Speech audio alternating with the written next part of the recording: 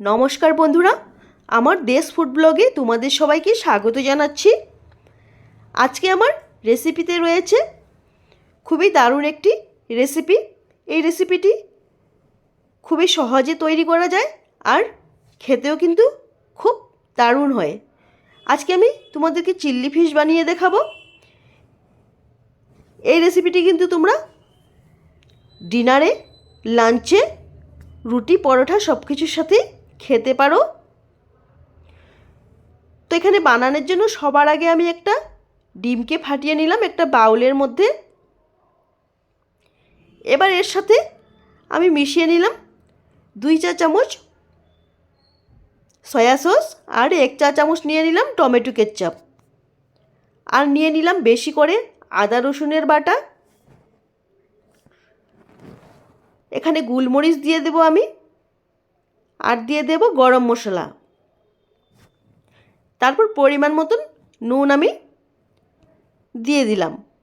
সব কিছু ভালো করে মিশিয়ে এবার আমি মাছগুলোকে এর মধ্যে দিয়ে দিলাম। মাছগুলো কিন্তু আমি ছোট ছোট করে কেটে নিয়েছি। এর থেকে মাছের কাঁটাগুলি আমি সব বের করে নিয়েছি।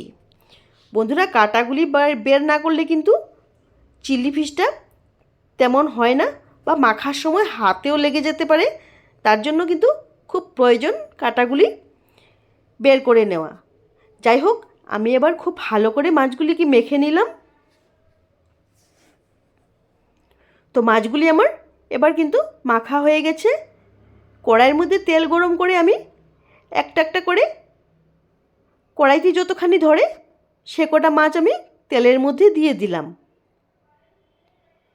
এবার আমি মাছগুলিকে উল্টো পাল্টো করে একেবারে লাল করে ভেজে নেব। আমার মাছগুলি কিন্তু ভাজা হয়ে গেছে।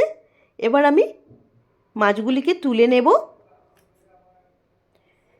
তারপর বাকি থাকা মাছগুলিকে আমি এইভাবে ভেজে নেব। এবার একটা বাউলের মধ্যে আমি 1 চা চামচ নিয়ে নিলাম কর্নফ্লাওয়ার। আমি কিন্তু বড় চা চামচে নিয়েছি, আর 2 চা চামচ নিয়েছি এখানে জল। একটা ঘোল বানিয়ে নিলাম। তো ঘোলটা কিন্তু দেওয়ার সময় আমি একটু নাড়াচাড়া করে নেব। এবার আরেকটা বাউলের মধ্যে আমি নিয়ে নেব 2 চা চামচ নিয়ে নেব আমি এখানে সয়া সস। আমি কিন্তু বড় চামচ দিয়ে নিচ্ছি। আর 1 চা চামচ দিয়ে দেব আমি এখানে টমেটো কেচাপ, আর হাফ চামচ দিয়ে দেব আমি চিল্লি সস। তো সব কিছু দেওয়ার পর আমি খুব ভালো করে মিক্সড করে নিলাম।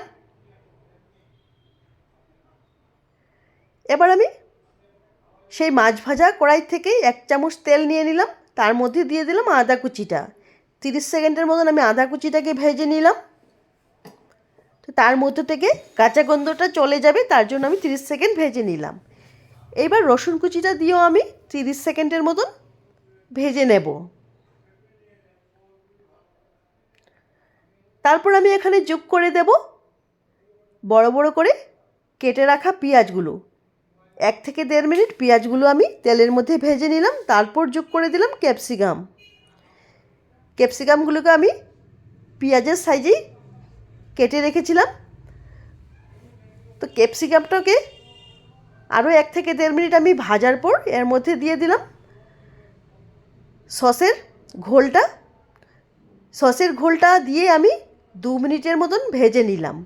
তারপর দিয়ে দিলাম আমি কর্নফ্লাওয়ারের ঘোলটা। এবার খুব ভালো করে আমি নাড়াচাড়া করে নেব যতক্ষণ পর্যন্ত আমার তৈরি হয়ে না যায়। আমি কিন্তু একেবারে মিডিয়াম ফ্লেমে করছি। সবার শেষে আমি এর সাথে যোগ করে দিলাম ভেজে রাখা মাছগুলো দিয়ে আবারও আমি 1.5 থেকে 2 মিনিট খুব ভালো করে মিশিয়ে নিলাম। তারপর আমার তৈরি হয়ে গেল ইন্দো চাইনিজ রেসিপি চিল্লি ফিশ। এবার আমি একটা বাউলের মধ্যে রেসিপিটাকে নিয়ে নিলাম। বন্ধুরা, আমার ভিডিওটা কেমন লাগলো? যদি ভালো লাগে অবশ্যই সাবস্ক্রাইব করার জন্য তোমাদেরকে অনুরোধ রইল। আর আমার ভিডিও দেখার জন্য তোমাদের সবাইকে ধন্যবাদ থাকলো। নমস্কার।